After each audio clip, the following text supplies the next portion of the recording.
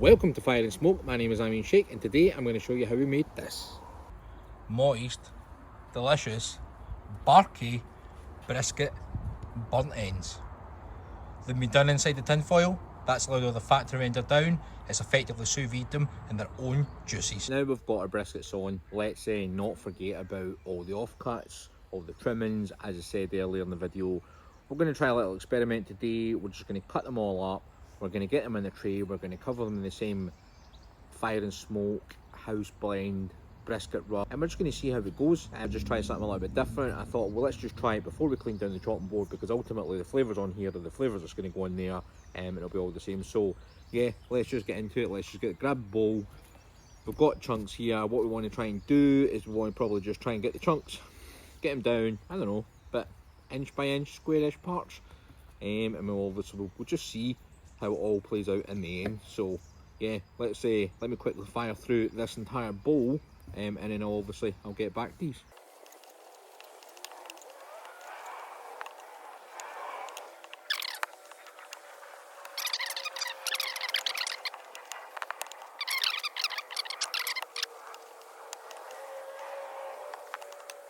And there you have it.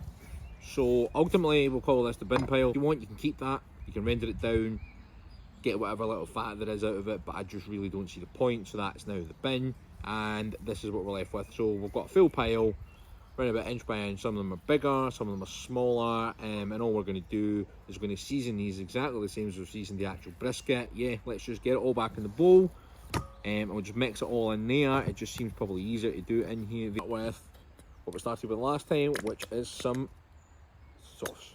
All in the bowl, and we're just going to mix it all at once. There isn't really a ratio on this. I'm just firing in a lot there.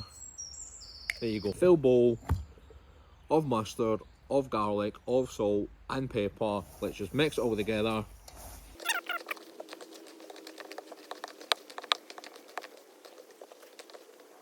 And there you have it, a full bowl of biscuit trimmings with mustard on it, some garlic on it, some salt, some pepper seasoning.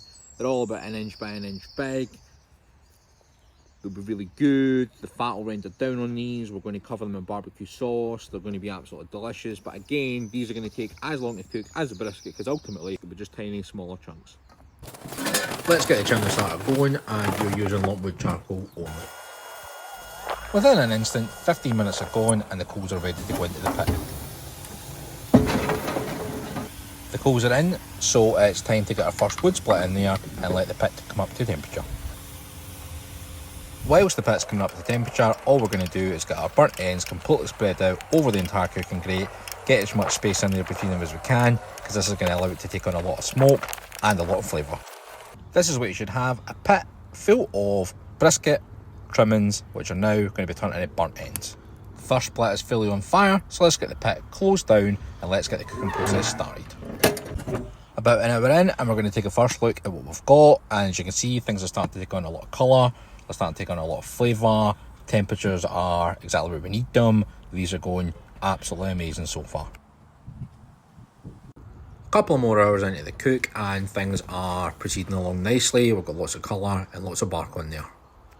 All we're going to do is continue to check on them every couple of hours to make sure things are proceeding along as they should be. They're good, they're dark, they're crispy, they're barky, they're peppery. They're going to be amazing. So that we don't burn things at this stage, what we're going to do is we're going to give them a spritz, and that's just apple cider vinegar and water. 50-50 ratio, spray it all over the place. All that's going to do is take the crispy edges and make them a little bit softer until they get into the tin foil trays later in the cook. A quick check, and these are definitely ready to get into the tin foil trays, so let's do that. Now that we've had the brisket chunks in there for about the 4-hour mark, all we're going to basically do is we're going to take them out, put them in some tin foil trays.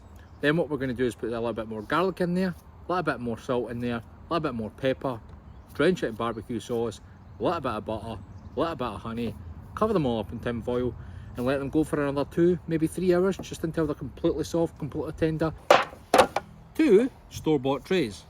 Pepper in both, garlic in both.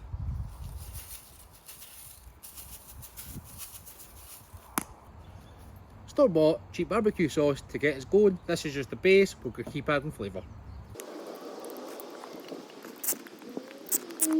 honey, unsalted butter. This is what you're left with, 2 trays with garlic, salt, pepper, butter, barbecue sauce and honey. All we're going to do now is take those brisket bites, put them in here, get it all mixed together. It will start to get delicious, it will start to get good, cover them in tin foil, and that's going to sous vide everything, bring all the crispiness back down and make things absolutely delicious, tender, barbecuey, juicy bites. Let's get them off, let's get them in here, let's keep the cooking going.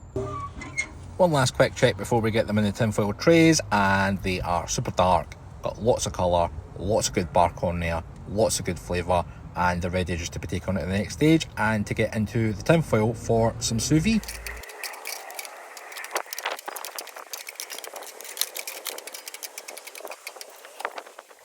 This is what you're left with, 2 trays of barbecue goodness. All we're going to do is get the pit up, get the butter softened and then cover them.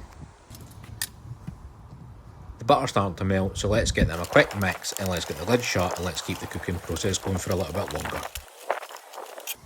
Once mixed, you're left with 2 trays with everything covered in sauce, covered in butter, covered in honey. These are going to be absolutely amazing. About another half an hour later and another quick mix before we get the tinfoil cover on top of them. These are now going uncovered for about an hour and it's definitely time to get the tinfoil on top of them. And on the burgers, while cooking, we always get hungry. So why not?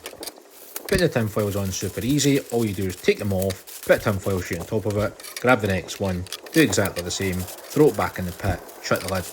The burnt ends have now been on the smoker for about the 7-hour mark. All we're going to basically do is we're going to take them off now and we're going to let them rest. We're going to let them rest between 3 and 5 hours and then we're going to get tucked into them in a few hours time. So it's now the next day. The beef brisket burnt ends have been in the oven resting overnight.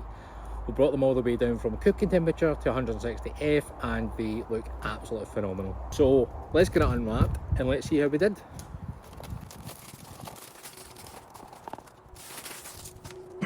So there you have it. Super dark, moist, delicious, barky brisket burnt ends. They've been done inside the tinfoil. That's allowed all the fat to render down. It's effectively sous vide them in their own juices. Now that these are fully done, let's get them out of the tinfoil tray, let's taste them and let's see how we actually did.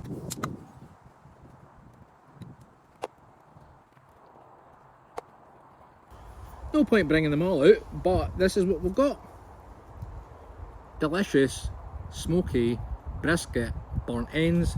They're super barky, they're super dark, they've taken on a lot of colour, a lot of flavour, they pull apart with just your hands.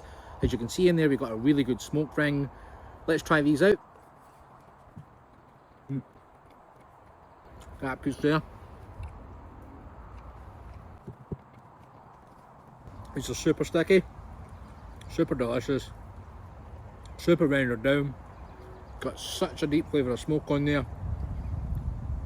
Maybe a tiny little bit crispy. So if I was doing this again, I perhaps wouldn't fire the temperatures at the end and maybe just keep them going low, keep them going slow, keep them going there for longer and see how it turns out. But these are delicious. And you know I see it fire and smoke, so does it pass the squash test? It does. Falling apart within your fingers, all the fat's rendered down, absolutely delicious. Let's see if we can get another one, done, again, all these falling apart within your fingers. That's it for this one guys, I hope you enjoyed, I hope you try this one at home. If you've got spare brisket, after you do a brisket trim, try it out, why not, it's worthwhile. Keep the temperatures slow, keep the temperatures low, and you're going to end up with an amazing result just like this. I definitely recommend you try this one at home. Smash that thumbs up button, subscribe and share, and I'll see you on the next one. See ya!